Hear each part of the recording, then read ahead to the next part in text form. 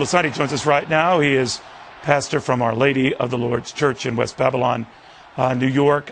Monsignor, it's always a pleasure to have you. What did you make of this choice?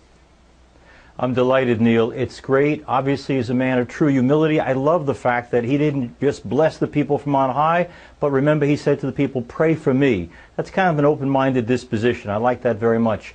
I also like the fact that he took Francis. You know, if you remember in the Middle Ages, Francis is the one, St. Francis, who went to Rome and said to the Pope, we need to reform the church. And if this church is in need of anything right now, it's in need of serious reform. For him to take that name is a statement, I think, that says he knows we need to change. You were speaking before about the moral changes. I don't think the actual teachings will change. But you know, Neil, the way you package something matters a lot, as you well know. And I think this Pope will give a very human face, a compassionate face, to teaching that's not always easy to take, but is true teaching. So I think he'll stay loyal to the Church's teaching, but do it with perhaps a more human and inviting face. You know, Father, if you'll forgive my typical media shallow type question. Even those who loved him and heard him and marveled at his career in Argentina, if you will, didn't give him high marks on charisma, didn't give him high marks on giving, you know, stunning sermons that just, you know, knock your socks off, or homilies that you'd never forget. In reading what he said, and in grabbing the magnitude of what he said, and the moments when he chose to say it, like when Argentina legalized contraception, for example. This man who, when he first came out on that balcony, and unlike a lot of his predecessors, didn't work it, and this is no offense to any of his predecessors, like a seasoned politician waving to the crowd. He was just sort of seemed mesmerized by it and just took it in and just wondered, almost you could see in his eyes, wow, I've got a big job at my hands here. What do you make of that, and whether that helps or hurts him? Well, two things, Neil. I guess we were watching the same program but seeing it differently. I saw a man who was relaxed at chatting with the people of Rome. I loved his relaxed state.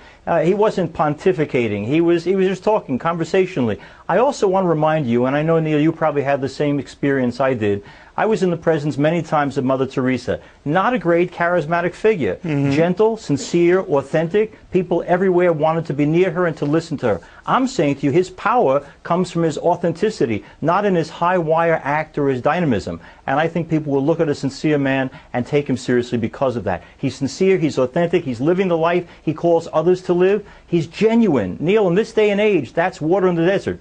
Yeah, well, I try to get that genuine thing down. I've built a career trying to build that. But in all seriousness, do you get a sense, Father, now, people quickly seized on the age, the 76 thing, and saying, well, maybe he's a place setter. Maybe he's just there as an interim guy to come in, clean up, get the church right, and then a maverick comes in after that. I don't think we know any of that, Neil. What we know is that he's going to do the best job he can for whatever time he has. Neil, you don't know how much time you have. I don't know how much time I have. Whatever time we have, we use to the best of our abilities.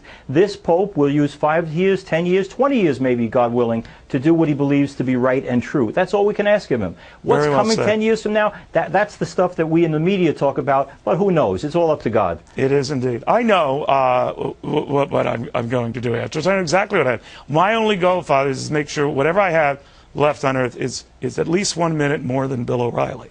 It's a very simple goal. But Father, thank you. Your insights are very profound indeed. We're just getting to know